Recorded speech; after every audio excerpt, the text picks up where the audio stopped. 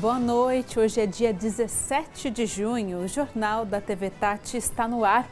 Veja o que é destaque na noite de hoje. Economia, quase 80% dos brasileiros estão com dívidas.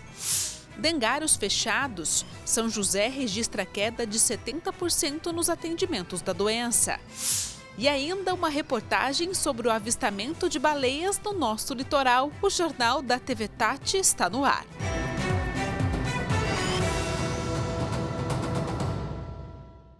Os brasileiros estão cada dia mais fazendo contas. O percentual de famílias endividadas subiu pelo terceiro mês consecutivo e chegou a quase 80% em maio deste ano. Conseguir guardar dinheiro não está nada fácil. O fim do mês chega e muitas famílias não conseguem pagar todas as contas em dia. Ou gastam demais e fazem dívidas que acumulam juros e viram uma bola de neve. Guardar dinheiro é um pouquinho difícil pro meu lado. Querendo ou não, eu acabo gastando muito dinheiro com besteira. O mínimo possível, mas para ser sincera, eu não guardo nem segredo, quanto mais vou guardar dinheiro. Mas dívida não tem, ou tem? Quem não tem dívida? Mas tem aqueles poucos que conseguem cuidar bem do dinheiro e até guardar para o próximo mês. Eu cuido bem do meu dinheiro, não pode gastar muito, só com as crianças de vez em quando. Dívida não tem? Tá passando longe de dívida? Tô muito longe, graças a Deus. Quanto às contas, eu deixo tudo em dia, até agora não tive nenhuma pendência. A palavra dívida te assusta? Calma, nem sempre uma dívida é algo ruim. Talvez você esteja pagando um financiamento, por exemplo, mas se você está inadimplente, aí sim precisa se preocupar. Se você tem uma dívida, pode ser uma coisa até saudável. O único problema da dívida, que eu não gosto de dívida, é que você está sempre pagando juros. Então você vai pagar mais do que aquilo que vale. Mas, por exemplo, é muito complicado, por exemplo, uma casa própria. Como é que você vai comprar uma casa própria à vista, né? Tem que ser financiado, existe inclusive um juro especial. Então essa pessoa ela pode estar endividada e estar saudável. Quer dizer, dentro do orçamento dela está pagando. A pesquisa de endividamento e inadimplência do consumidor mostra que os dados aumentaram pelo terceiro mês consecutivo e quase 80% das famílias brasileiras estão endividadas. Quase 29% estão inadimplentes, ou seja, possuem dívidas e contas em atraso. Um dos vilões das dívidas e da inadimplência é ele, o tão temido cartão de crédito. O cartão de crédito está aí, você vai lá e compra. E aí as pessoas vão comprando as coisas que às vezes ela nem precisa. Esse é o problema todo. Você chega aí nessas promoções, aí vem uma série de promoções, né, que as pessoas acabam comprando sem precisar. Então ela acaba se endividando, vai se endividando e acaba ficando inadimplente. Para conseguir sair das dívidas não tem segredo. O ideal é cortar gastos ou aumentar a receita no fim do mês. Com isso você diminui seus gastos e consegue sair dessa inadimplência e aí sim, depois com planejamento, né? Isso é que eu acho que é complicado, que o povo brasileiro não tem essa cultura de colocar no papel realmente quanto que ela ganha líquido e quais são as despesas dela. Por exemplo, as despesas fixas, que é alimentação, água, luz, e depois ver o que sobra para ela poder gastar dentro do seu orçamento. Então esse é o nosso maior problema do brasileiro, é não colocar no papel, né, todo aquilo que ele ganha e que ele gasta. E a fila de espera por benefícios do INSS pode cair até o final deste ano. Atualmente, mais de 1 milhão de pessoas aguardam por resposta de pedidos. A maior demanda é de auxílio-doença. Assim, à primeira vista, pode até parecer que o INSS resolveu os problemas das filas, mas os relatos de demora e dificuldades na concessão de benefícios continuam. A Maria Deusa, que é gari, machucou o pé em 2022 enquanto trabalhava. Desde então, ela tenta se aposentar. Enquanto eu não fizer esse tratamento do pé e o tratamento das vistas, como que eu vou dar conta? Eu não estou dando conta nem em casa. Já a Francisca precisou se afastar das salas de aula no ano passado, devido a uma gravidez de risco e corre atrás do benefício do INSS. Essa já é a terceira vez que eu venho. E isso que eu já tinha realizado no site, a perícia inicial. Eles não me falaram certo o que é, né? O último levantamento do INSS mostra que houve uma redução da fila. Mesmo assim, os processos à espera da resposta inicial somam quase 1.400.000. Segundo a Previdência, eram 2 milhões de pedidos em 2023. O órgão também registrou uma diminuição no tempo médio de análise, de 43 para 39 dias. Entram no cálculo pedidos de aposentadoria, auxílios, salário maternidade e pensões. Este especialista em direito previdenciário diz que essa fila se refere somente aos pedidos em primeira análise, fora os recursos. Somando tudo, os casos passariam de 4 milhões. De fato, a fila tem diminuído, o tempo médio de concessão tem caído, mas o que nós não podemos perder em mente que não é conceder e reduzir a fila a qualquer custo.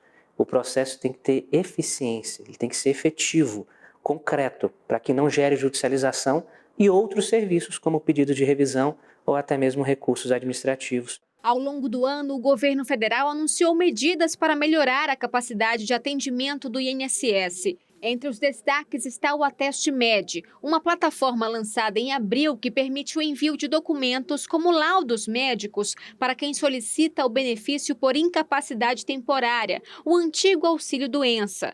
Antes era necessário perícia médica de forma presencial. Também na tentativa de controlar o aumento da fila, foi autorizada a nomeação de 1.250 servidores concursados para o INSS entre 2023 e 2024, assim como o pagamento de bônus para funcionários que fizerem hora extra para concluir a análise de pedidos com mais de 45 dias. Há ainda a previsão de uma nova autorização para nomear outros 500 servidores até o final deste ano. O diretor da Federação Nacional dos Sindicatos de Trabalhadores em Saúde, Trabalho, Previdência e Assistência defende um plano de reestruturação do INSS e afirma que só a digitalização não vai dar conta de toda a demanda. A gente chegou a ter mais de 40 mil servidores. Hoje nós estamos em torno de 18 mil servidores. Dificilmente o INSS vai conseguir dar conta dessa demanda na atual situação, sem ter uma estrutura, aí um programa de reestruturação do INSS teria que ser em todos os aspectos. Em março deste ano, o Tribunal de Contas da União divulgou o resultado de uma fiscalização e destacou as panes frequentes nos sistemas do INSS, que também contribuiriam para a demora no serviço prestado. Em entrevista ao SBT, o presidente do INSS disse que há investimentos previstos para a área de tecnologia. Nossa plataforma Meu INSS recebe 70 milhões de acessos mês. Talvez uma das maiores do Brasil. Mesmo com tanto aperto orçamentário, financeiro, há investimentos previstos agora para julho, para a Dataprev, para a gente, para que a gente possa melhorar isso. Stefanuto também explicou que a dificuldade para zerar a fila ocorre porque a cada mês, cerca de 1 milhão de novos pedidos são apresentados ao Instituto. Mas a meta do INSS é equilibrar essa balança até o final deste ano. Em dezembro, devemos alcançar o tempo médio de concessão de 30 dias e o estoque que a gente tem hoje não haverá. E o pagamento do abono salarial PIS/PASEP 2024 está sendo feito nesta semana para os nascidos nos meses julho e agosto. Essa notícia está no nosso site, o thmais.com.br/vale. O banco de recebimento, a data e os valores estão disponíveis para consulta no aplicativo de carteira de trabalho digital ou no portal gov.br. Bom, gente, intervalo e no próximo bloco você vai ver que São José fechou os dengários da cidade. Fica aí que é rapidinho.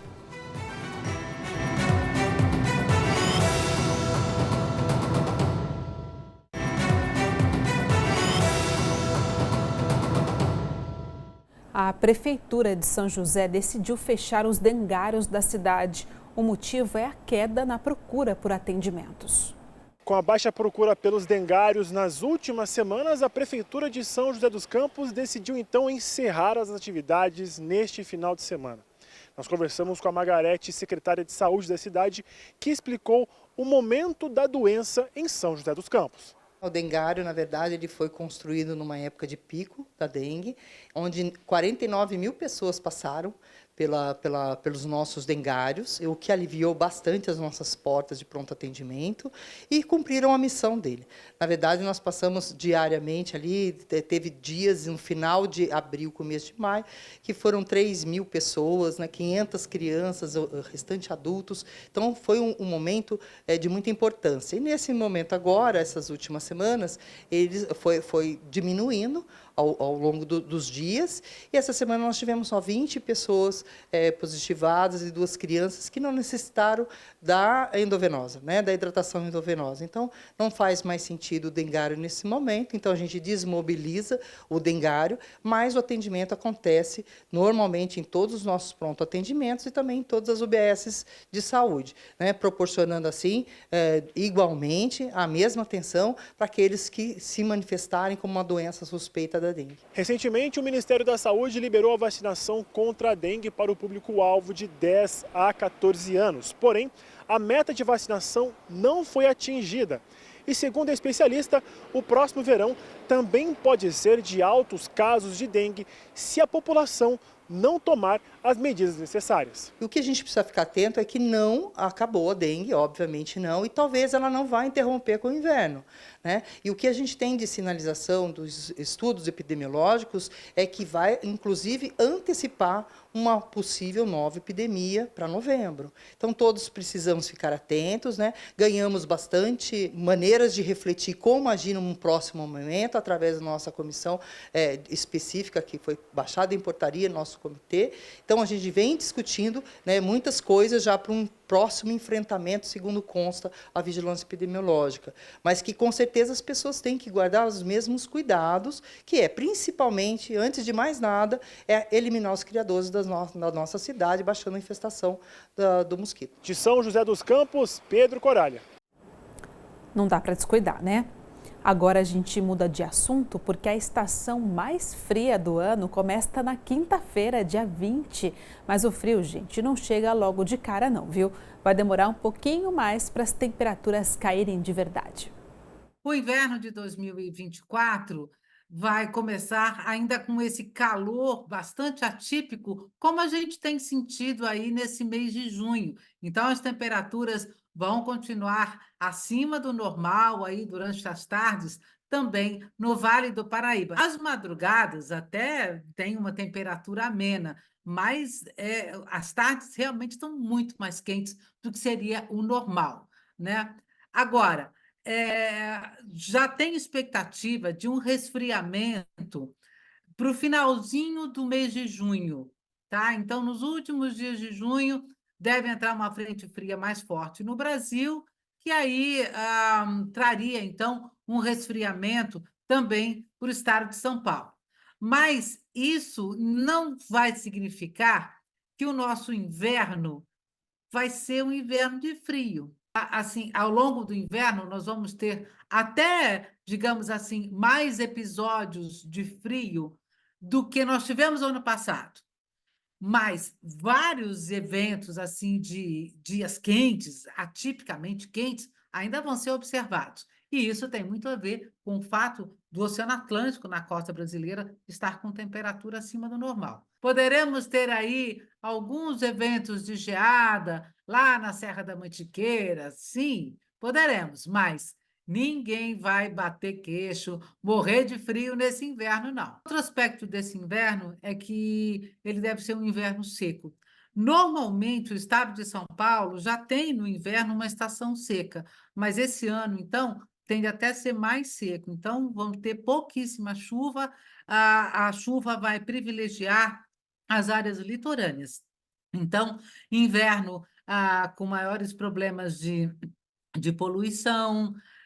Quem tem os problemas respiratórios, né, vai sentir aí aquele ar muito seco que nós já estamos sentindo nesses últimos dias. Então, é um inverno de pouca chuva e também não vai ter muito frio.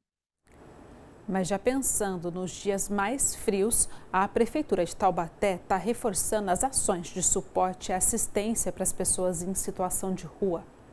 O projeto Inverno consiste na ampliação dos nossos serviços de proteção social, ofertados pela Secretaria de Desenvolvimento e Inclusão Social. O projeto Inverno ele consiste na ampliação das vagas de acolhimento institucional, pernoite com atendimento de higiene, alimentação, além dos atendimentos psicossocial e dos encaminhamentos necessários à população em situação de rua, assim como também a ampliação do período de abordagem social. Para ofertar e ampliar as vagas para acolhimento e pernoite dessa população em situação de rua, o município vai implantar um abrigo provisório.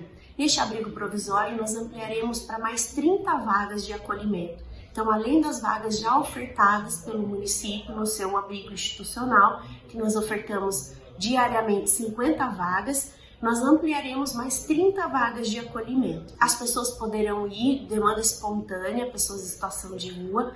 Lá elas receberão um atendimento primeiro, com alimentação, higiene. Também serão encaminhados para os atendimentos com os assistentes sociais e psicólogos, além dos demais encaminhamentos, como passagem solidária, encaminhamentos para documentos e para a rede de atendimento. Lá nós também contaremos, além da ampliação, com o apoio da Secretaria de Segurança e também com o apoio da toda a rede de proteção social da Prefeitura de Taubaté. Nos períodos de baixa temperatura, a população em situação de rua é uma das que mais sofre neste período.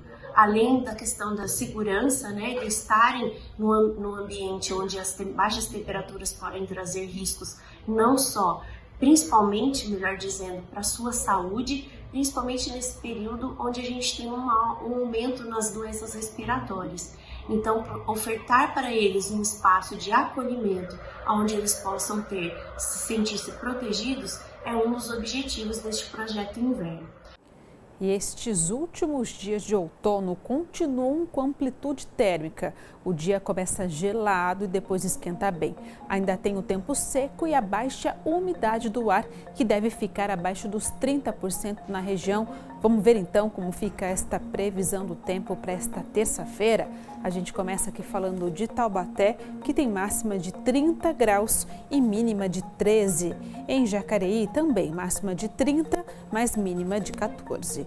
Em Ubatuba, máxima fica em 34 graus em um dia quente, mas mínima de 17. Em Campos do Jordão, na Serra, a máxima fica em 20 e a mínima em 10 graus. Mais uma pausa e daqui a pouco uma reportagem linda sobre o avistamento de baleias no nosso litoral. Fica aí que é rapidinho.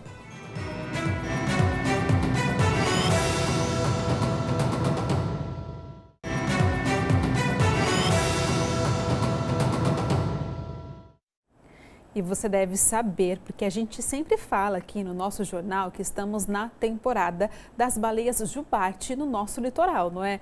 Quase toda semana a gente mostra imagens lindas destes animais pelas águas de São Sebastião, Ilhabela, e desta vez nossa equipe de reportagem foi ao encontro destas baleias no nosso litoral. O salto desta baleia jubarte marca o início da temporada de avistamento nas águas do litoral norte do estado de São Paulo. Para ir ao encontro delas, é preciso ter muito preparo.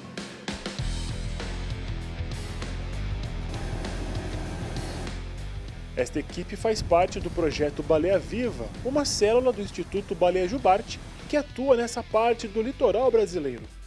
Júlio é um dos fundadores do projeto e observa de perto o período em que as baleias migram para essa região.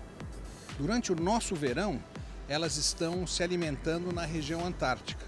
Então elas se alimentam lá e fazem toda essa viagem para as águas quentes e passam por aqui, na nossa região. A gente começou a perceber isso nos últimos 7, 8 anos. Antes disso, eram muito poucas. Estão passando em comportamento de reprodução, que elas já estão procurando as águas mais quentes para a reprodução, filhotes nascendo e as mais novinhas que ainda precisam se alimentar, porque desmamaram, ainda não formaram ainda aquela camada protetora, procurando se alimentar, e a gente tem visto isso por aqui nessa nossa região. Em alto mar, a equipe tem a missão de identificar e catalogar as baleias jubartes que passam pelo litoral norte. Assim é possível descobrir a frequência delas por aqui, as possíveis rotas e também registrar novas integrantes. Um trabalho que exige muita atenção.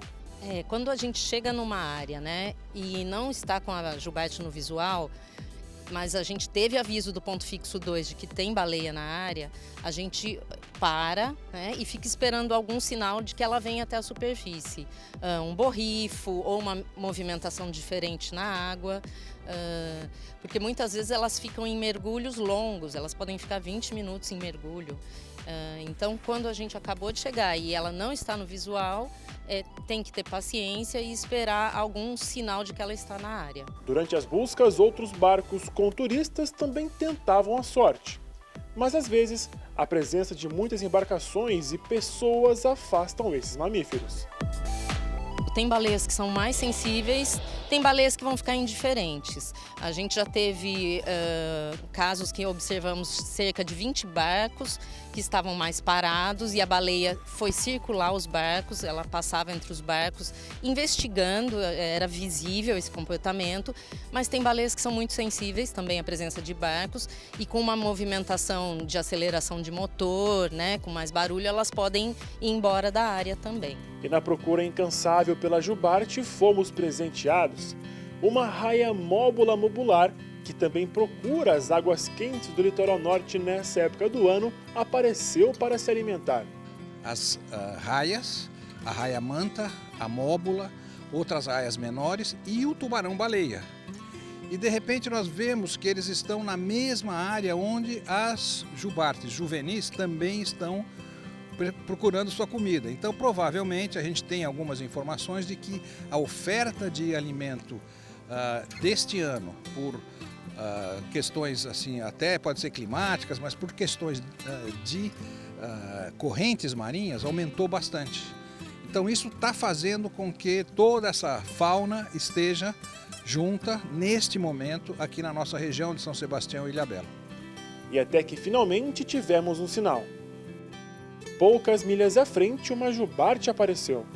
Neste momento, estamos aqui na Enseada das Anchovas, próximo ao Pontal da Talhada, onde estamos acompanhando aqui, que parece ser uma jubarte juvenil. Já faz uns 10, 15 minutos que estamos acompanhando ela. Ela já deu alguns saltos, aparece de maneira discreta e a gente vai tentar a sorte aqui para quem sabe conseguir flagrar o salto completo dessa baleia jubarte aqui em Ilhabela. Silêncio e muito cuidado para não perder nenhum clique. As imagens da costa da Ilhabela são encantadoras. Depois de tanta espera, 4 baleias jubartes foram avistadas, além de outras arraias, peixes e pássaros que nos acompanharam pela jornada. Uma experiência única que atrai turistas e pesquisadores do mundo inteiro atrás das gigantes jubartes.